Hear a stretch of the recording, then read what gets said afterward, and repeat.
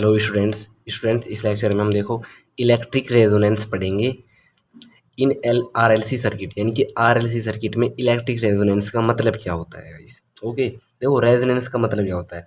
Resonance in an is resonance is common in electric system. यानी कि electric system में ये कॉमन होता है। क्या होता है? It is a phenomena of system due to which have tendency to oscillate at a particular frequency. मतलब क्या कहा है मैंने, देखो यह वह फिनोमिना है of system due to which have tendency, जिसके पास एक पर्टिकुलर फ्रीक्वेंसी पर ओसिलेट करने का प्रवृत्ति यानी कि गुण होता है। ओके जी, यानी कि एक सिंपल वर्डों में कहूँ कि यानी कि इसके पास क्या होता है, इसके पास कुछ विशेष पॉइंट पर फ्रीक्वेंसी को ओसिलेट करने का गुण होता है। यह एक ऐसा सिस्टम होता है। अब इसे देखो हम समझते हैं। मान लीजिए एक हमारा ये यहाँ देखते हैं, एक हमारा ये ब्रिज है। ओके गाइज, ये हमारा ब्रिज है। यहाँ पर बहुत सारे सोल्जर हैं। इसे एक तरीके से समझते हैं। देखो सोल्जर हैं और वो प्रेयर कर रहे हैं।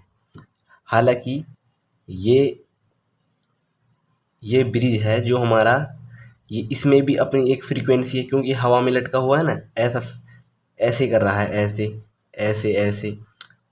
आपने देखा भी होगा।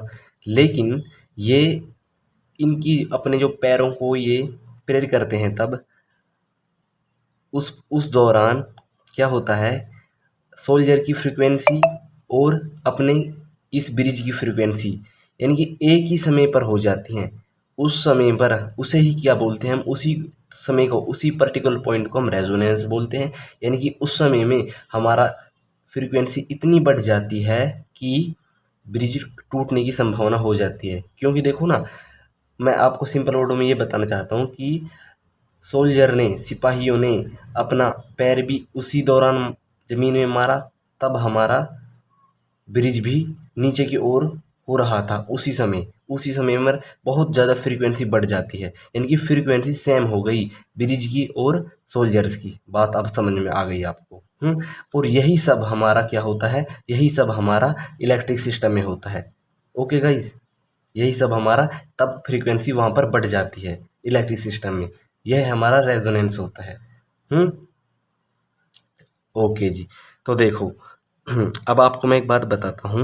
हमने आरएलसी सर्किट में पढ़ा था इम्पीडेंस, जो कि हमारा सर्किट का रेजिस्टेंस होता है। उसका फॉर्मूला क्या होता है बताओ गाइस।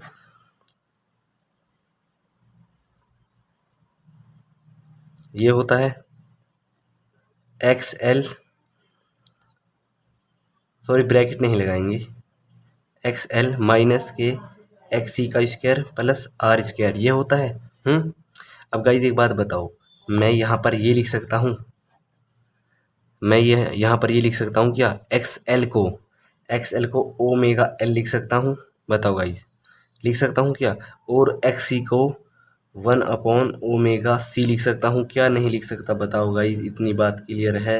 और प्लस R स्क्वायर, ये लिख सकता हूँ क्या? नहीं। देखो ये कैसे लिखा मैंने। अब एक आप टॉपिक याद कीजिएगा। एक्सएल क्या होता है हमारा, एक्सएल यानी कि इंडक्टर, यानी कि इंडक्टिव रिएक्टेंस, और कैपेसिटिव ये होता है हमारा कैपेसिटिव रिएक्टेंस। देखो आपने एक ओमेगल एक टॉपिक पढ़ा होगा था, क्या टॉपिक का नाम क्या था, सर्किट कंटेनिंग इंडक्टर ओनली। तो देखो गाइस, ये टॉपिक था हमारा सर्किट कंटेनिंग इंडक्टर ओनली। इसमें ये पॉइंट आया था हमारा I इजिकल टू माइनस E0/ओमेगा L। ये आया था कि नहीं आया था? बताओ गाइस, आया था। ओके जी, और माइनस हमारा बाहर आ गया था, लेकिन माइनस से हमारा कोई मतलब है नहीं। तो एक बात बताओ मुझे, I0 क्या था? I0 इसकी वैल्यू ली थी हमने। क्यों ली थी?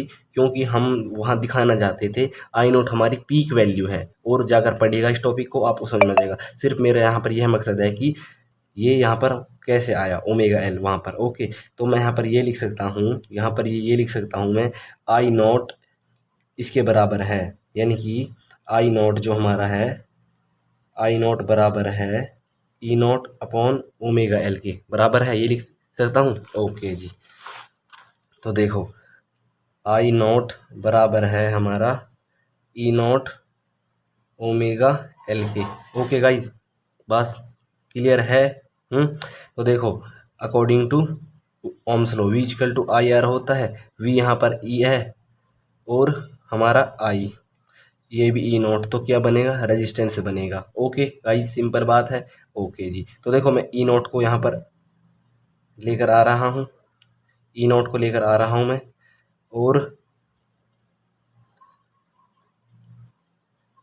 और आई नॉट को यहाँ पर आ गया, तो हमारा क्या बचा, ओमेगा एल ही तो बचा। बताओ क्लियर है या बात या नहीं। देखो मैंने क्या किया है, देखो ओमेगा एल को यहाँ पर लेकर आ गया हूँ और आई नॉट को यहाँ पर लेकर आ गया हूँ। आई नॉट को यहाँ पर लेकर आ गया हूँ और ओमेगा एल को यहाँ पर लेकर आ गया हूँ। ओके जी, तो हमारे यही क्या होता है, यही हमारा देखो ई नॉट अपॉन आई नॉट एक रेजिस्टेंस के बराबर है, जो कि हमारा इंडक्टर के केस में ओमेगा एल यानी कि इंडक्टिव रिएक्टेंस होता है, और इसी को ही हम एक्स एल बोल देते हैं, और इस यही हमारा रेजिस्टेंस है। बात क्लियर हो गई, ये मुझे पता है आपको। ओके, तो देखो अब ये 1/ओमेगा सी ये कैसे आया। ओके, ये देखो सर्किट कंटेनिंग कैपेसिटर ओनली।